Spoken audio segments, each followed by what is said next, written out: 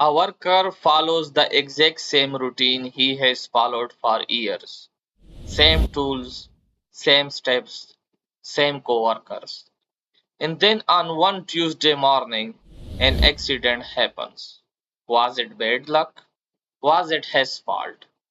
Or was it something nobody ever bothered to fix? By the end of this series, you won't just have an answer, you will have a framework for finding it. For decades, when accident happened, the instinct was simple. Find someone to blame, point at the worker, write a report, and then move on. But here is the uncomfortable truth. That approach did not stop accidents. It just made people better at hiding near misses. Modern safety science asks a much harder question. Not who caused the accident, but what condition made it possible. That shift in thinking is what accident theories are all about. An accident theory, also called a loss causation model, is essentially a map for investigators. It says, here are the category of causes you should be looking for. Here is how those causes are connected. And here is where the real problem is hiding. Think of it like this.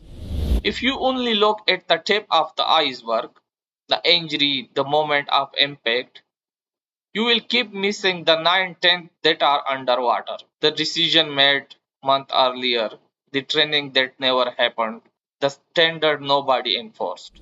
Different theories shines the light in different places. In this series, every video is designed to take you through a specific learning journey.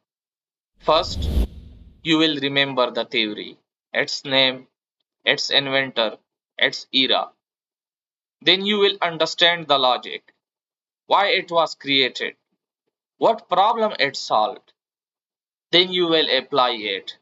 By the end of each episode, you will be able to connect the theory to a real world scenario. And across the full series, you will analyze and compare because no single model explains everything. The best safety professional know which tool to reach for and when. We are going to cover theories that span nearly a century of safety thinking.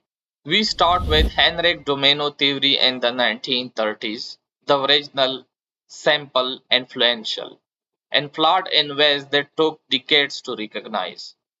Then we move through Bird's updated models, the Swiss cheese model, energy theory, behavior theories, and the system models that underpin modern safety management today.